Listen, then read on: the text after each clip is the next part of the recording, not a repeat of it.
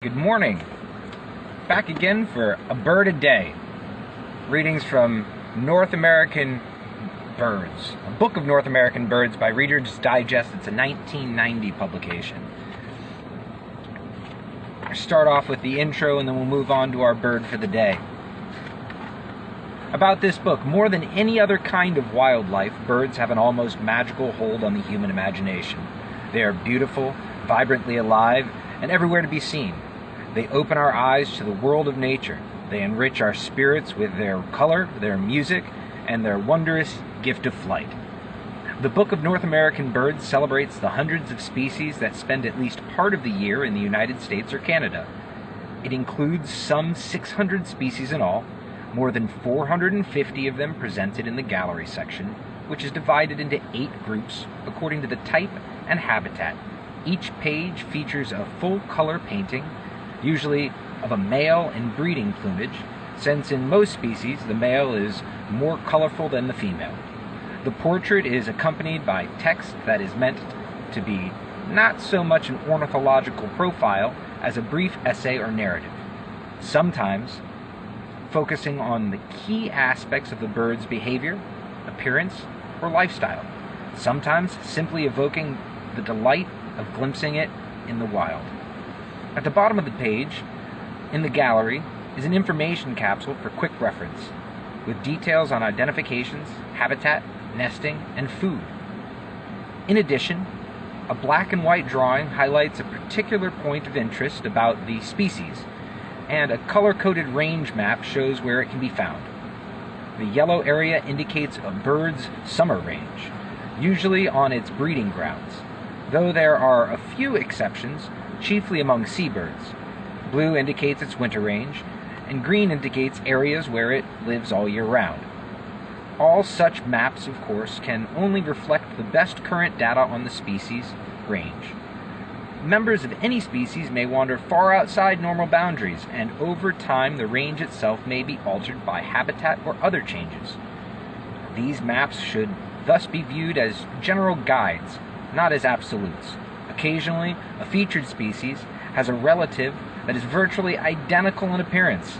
In such cases, a second species is named on the same page, along with an extra range map and relevant additions to the information capsule. For example, see the eastern screech owl on page 38. We'll get there. Following the book's main section and a special collection of more than 100 species that are rare or have limited ranges in North America, presented 3 to a page, these birds have been painted with the same concern for both artistry and accuracy as those in the gallery.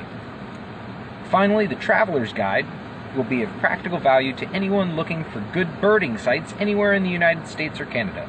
Arranged in alphabetical by state and province, the guide describes more than 350 prime locations for seeing America's birds at their best.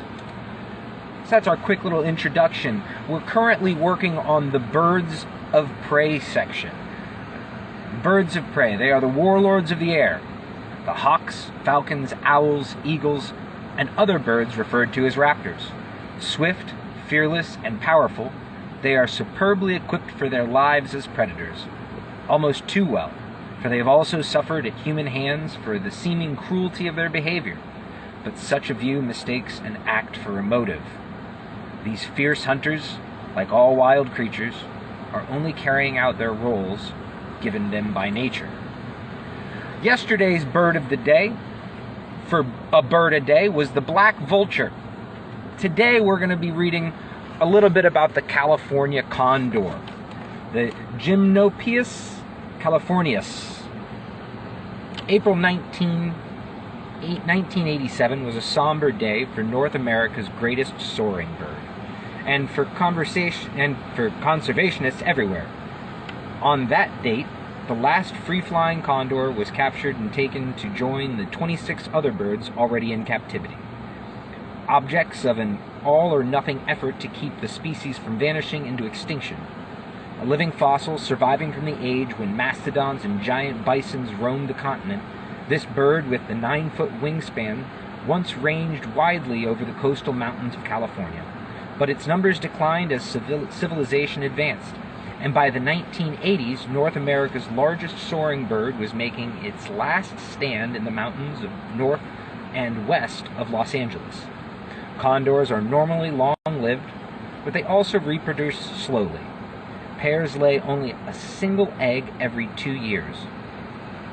Not enough to break even in the face of higher and higher mortality. Condors die from eating the poisoned carcasses set out by ranchers to kill coyotes. They died from lead poisoning after eating deer that had been shot by hunters, or worse, from gunshot wounds that should never have been inflicted at all. Scientists concluded that the only hope was to put all the remaining birds in captivity, so it is that the world's largest California condors are confined now to zoos in San Diego and Los Angeles, and only if captive breeding efforts, delicate, difficult undertakings, prove successful, will the 9-foot wingspan ever again soar over America. This is our picture of the California condor. It's a big old bird, 9-foot wingspan. The blunt claws of the condor reveal it to be a carrion eater, not a true predator. That's another vulture-type bird that eats carrion. The recognition, they're 45 to 55 inches long. Wingspan is about 9 feet. They're very large and black with bold white patches on their wing lining. Their head is naked, orange or yellow. It soars with its wings horizontal, and it doesn't flap very frequently. The habitats they enjoy are rugged mountains and nearby agricultural land.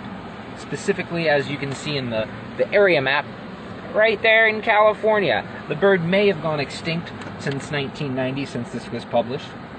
Their nesting is a single white egg laid every 2nd February on a floor of a cave, in a cliff face, or behind a boulder. The incubation period is 42 to 50 days by both sexes. That's what incubate them. The young have downy feathers, and they leave the nest at about 5 months, but remain dependent on the parents until the following summer. Their food, again, is carrion. So that is our bird of the day for a bird a day. I looked up when the last new species was discovered in North America, and it was in 2011, and it was the first one that was discovered in 37 years. So that being the case, 1990 seems to be as updated of a publication as we need, despite one bird, although some of the areas and the habitats and different details may have changed. For the most part, this is going to be an accurate depiction of the birds of North America. Today's bird being the California condor, tomorrow is the American swallow-tailed kite. It's a different kind of bird. Thanks so much for tuning in. I'll flap at you tomorrow.